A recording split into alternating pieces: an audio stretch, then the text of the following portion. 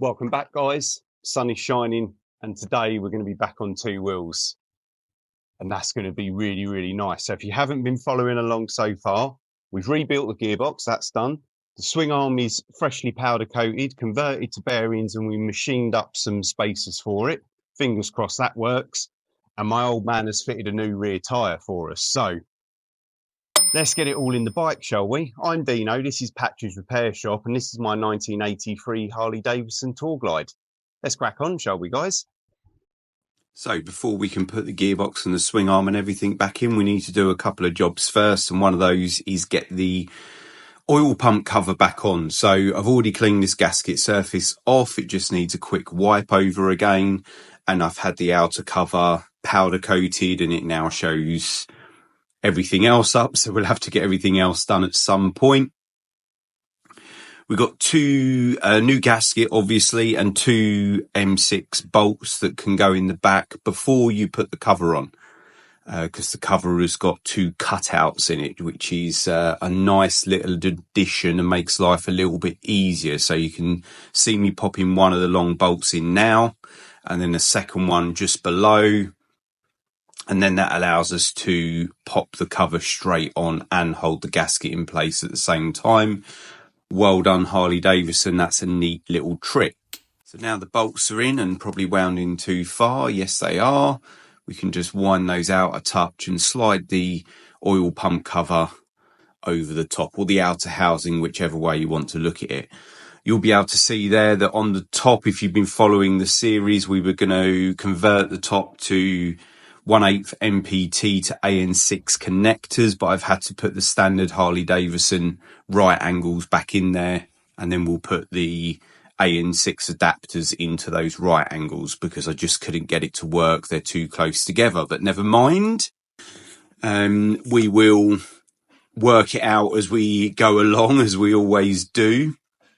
So just winding the rest of the M6 bolts in. They're Imperial, so that's 11mm head to us.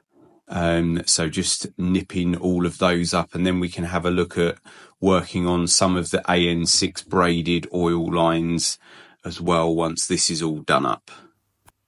Next thing we're going to do is these two rear bolts, which actually are part of the gearbox housing. You can't get them all the way out because of the rear cylinder on the engine. I think you probably could with a little bit of force, but I don't want to do that.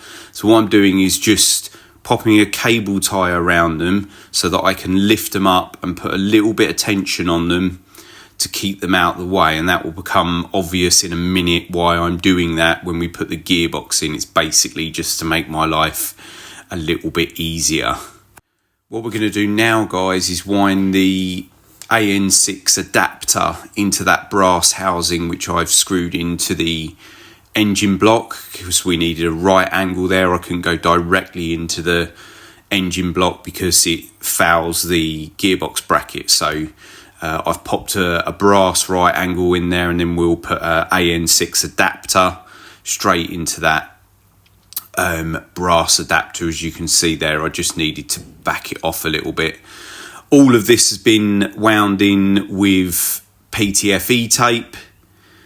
I don't know if that's the right thing to do. I've never dealt with AN6 or any other AN connections and braided pipe before. So if you guys know, pop it in the comments below. But I've just used a bit of normal PTFE tape on all of those connections. I've done a quick test fit with the front gearbox bracket to make sure that nothing was fouling and everything was going to fit, and it is, which is fantastic news. I think we might just get away with this. And then I just popped on a 90-degree elbow. A straight would have done the same thing, but I just basically wanted to make sure that I could actually screw an AN6 connector onto it. So looks like this is going to work. All of these AN6 and braided pipes have ended up being a load of unnecessary work and expense, but hey, why not? If we're there, we might as well do it if that's what we want to do. So the next thing I need to do, which I apologise, is going to be, I think, just out of shot. Yeah, you can see me undoing it there. So we got a top pipe here, which again is a 1/8 MPT to AN6 adapter. I believe that this top connection is oil vent back to the oil tank. Don't quote me on that one. I could be wrong. I'm just going off of memory. So basically winding that connection out and putting a AN6 connection adapter, I should say, back in there. The next thing I need to do is put the rear brake master cylinder on. So we've got a rubber boot. It's literally a shaft that comes from the foot brake lever. I need to pop the rubber boot on. There's a spring, 2 cups and a washer inside of that boot. So we just need to pop all of that over, and then I can literally just grab the rear brake master cylinder, which all is working fine. It hasn't been rebuilt. I've just given it a good clean up, and I can just go ahead and pop the bolts in now. So once that's all back on, you can again just see the bolts going in there. But once that's all back together, guys, that's that for that, and we can go ahead and start putting the gearbox in now, hopefully, which does end up being a little bit more of a drama than we wanted it to be. So let's have a look at that, shall we? So just about to place the gearbox in, you can see that I've cable tied up the rear brake master cylinder feed pipe, which ended up being the wrong thing to do, because it ended up just totally being in my way, which is what I was trying to avoid. So just wrestling the gearbox in here and trying not to scratch any of the new paintwork on the gearbox. And now you can probably see why I moved those and cable tied those front bolts out of the way as well, because it's given us just a little bit more clearance. I'm trying to do it on my own, so I'm trying to manhandle not only the engine and the gearbox, but trying to get the bolts to line up as well. So I ended up cutting the cable tie off that I put on there to try and help me out, just so that I could move that pipe around and try and manhandle the gearbox into place. So it's not a particularly heavy gearbox. It's just a little bit of an awkward angle, and you're trying to do it all on your own as well, which doesn't help. So just manhandling that gearbox back into place, trying to work out where that silly pipe should go, which I ended up just disconnecting, and I'm going to replace it, I think, now anyway, because it's not in the greatest of conditions. So that gets the gearbox a little bit closer to the engine, and then I can cut those cable ties off of those front bolts and let those front bolts drop down into the gearbox. But at the moment I'm still faffing around and trying to work out how that's going to work. Oh, that doesn't look too bad, does it?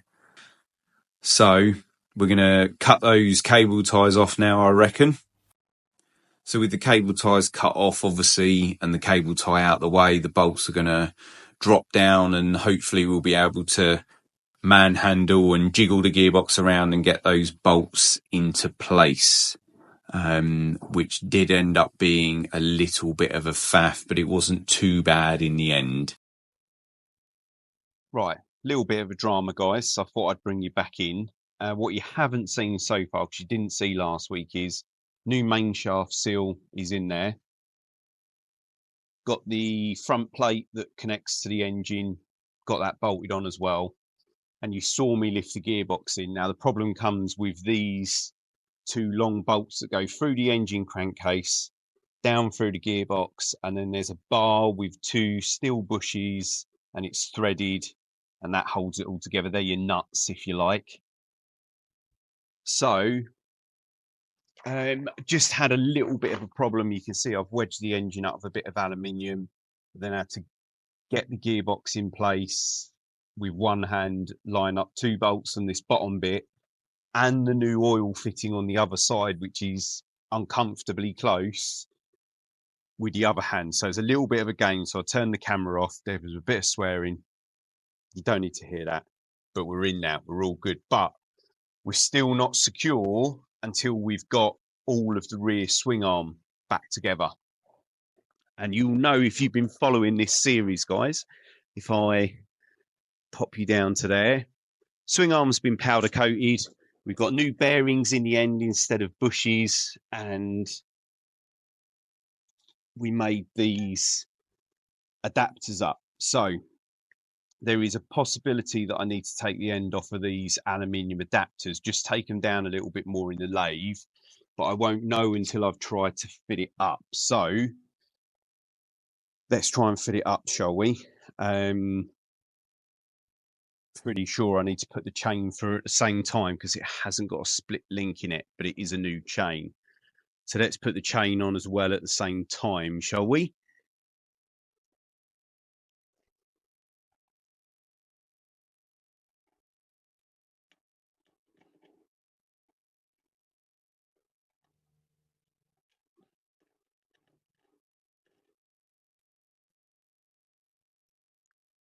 Don't know how well you guys are going to be able to see this, but we can slot the swing arm over there like that.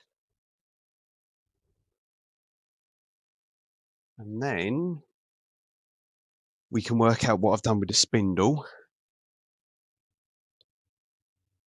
1 second, caller.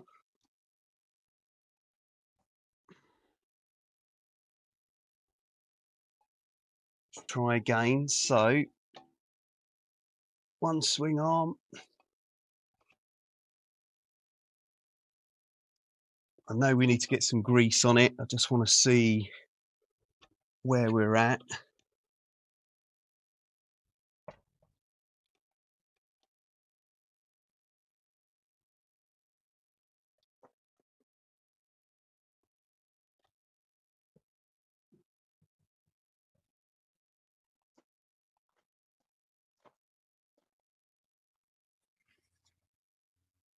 Right, so once we've got the spindle through, we've got these bushes, which is the square there,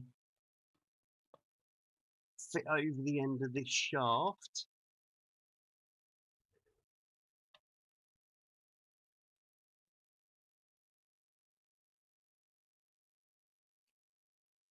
Like so, with a nut.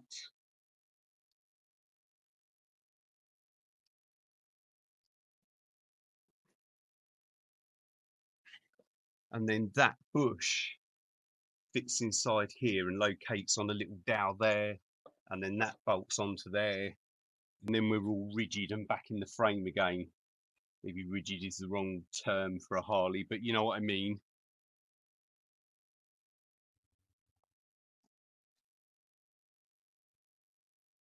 What a wally, guys. Look, I put the chain on and I still put it the wrong side of the swing arm. Anyway, we know it's got to come back off, because if everything's okay, then we've got to grease everything up. So let me, it's moving up and down. Absolutely lovely. It never used to move up and down like that before. It's now got some nice bearings in there. I've got no play, side to side, everything feels good. I think we'll call that good to go, guys. So, off a camera, I am going to whip these back off both sides, pull the shaft out, pop some, grease it all up, put the chain the right side of the swing arm, and then I'll bring you all back in and we can get the rear wheel on then and the rear shocks in. Happy days. Right, swing arm, chain, all on, greased up, Loctited, bolted up, no play, moving lovely, happy days, super chuffed. So let's get, I've had the shock absorber brackets. These are actually lowering brackets. So if you're also working on the same bike, you might not have these, but these are actually lowering brackets. I didn't know that until a kind subscriber let me know, told me what they were. I just thought they were part of the setup, but they're not. Let's get it all back together, shall we?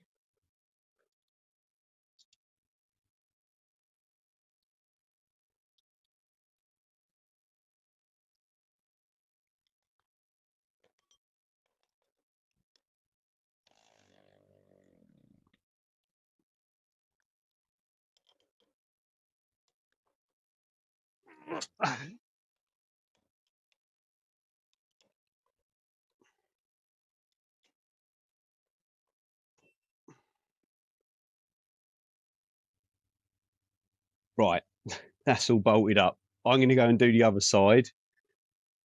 It's fighting me today, so there's something missing from up the top here, like a bush or something, a spacer, big washer, I don't know. I'm wondering if it's part of the rear bracket, pannier bracket, you know, the rack on the back. So I'm wondering if that goes through there. So let me get the other side on and then we'll have a look into that, guys. All right, something's not, I'm missing something, guys, but it's been one of those days. I've been out here all day. Everything's wanted to fight me. So I'm going to address this when I'm feeling a bit fresher. But I think there's something else on the back here now. Whether it's something to do with the rear mudguard, it could be. It could be that the rear mudguard goes through here. Now I think about it, that's still at the body shop. So the bottom end of the shocks are all bolted up. Gearbox is in. Swing arms back in. Chains looped round. We've got a lot of wiring to do, but we're waiting on some nice connectors to arrive. Right. So we put the back wheel in. Let's do that. Right, so before we can pop the wheel in, we just got to pop the adjusters in the back of the swing arm. These are all cleaned up, so put a bit of grease on them.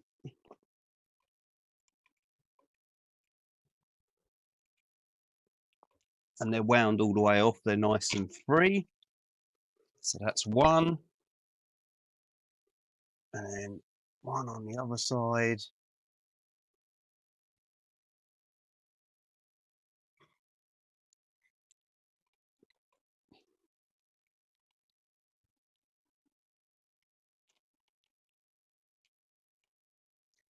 That's two.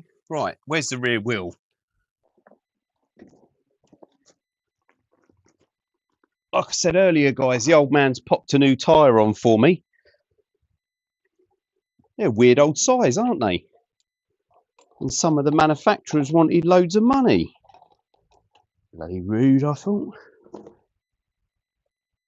Right, a couple of spacers. This is the spacer we turned down in the other video. This makes up part of the, or used to make up part of the enclosed chain case. And the thought was actually put in my head by my friend Steve over at TTA 850. And he hadn't machined his down, but I think he was wishing that he had. And I thought, oh, that's not a bad shout. Ah, we've also got a bracket for the rear brake caliper as well. Right, let's grease up the spindle. And we'll pop it halfway through, and then I'll move you guys around the other side. You can see the comically large brake caliper then.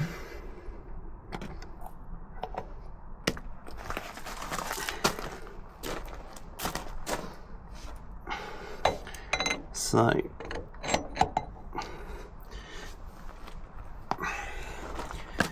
when the wheel weighs as much as this wheel, I often find should really be a two-man job.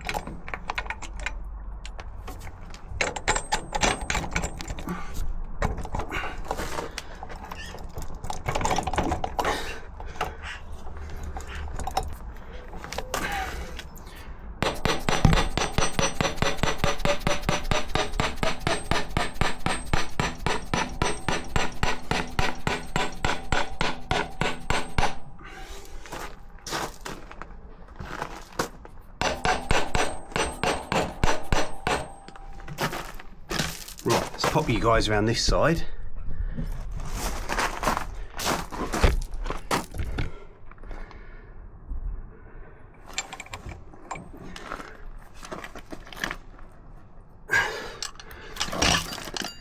So now we should be able to put in what can only be described as the world's largest rear brake caliper. It's like one off a truck. Huge.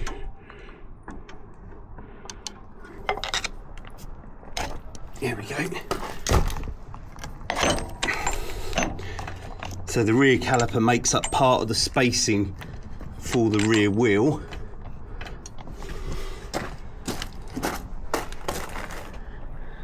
It's certainly big enough to do so, that's for sure. Did not want brake fluid all over my new swing arm.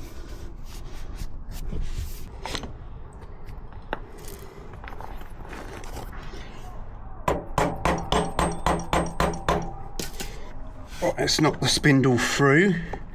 See if it's going to come through the swing arm.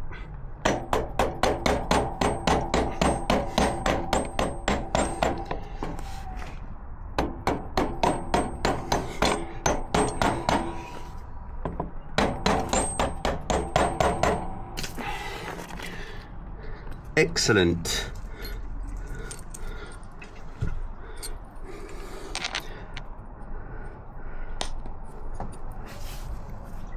One washer.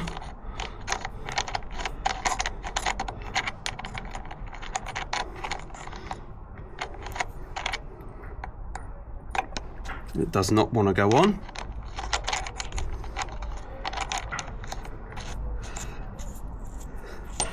Here we go. One lock washer and one nut.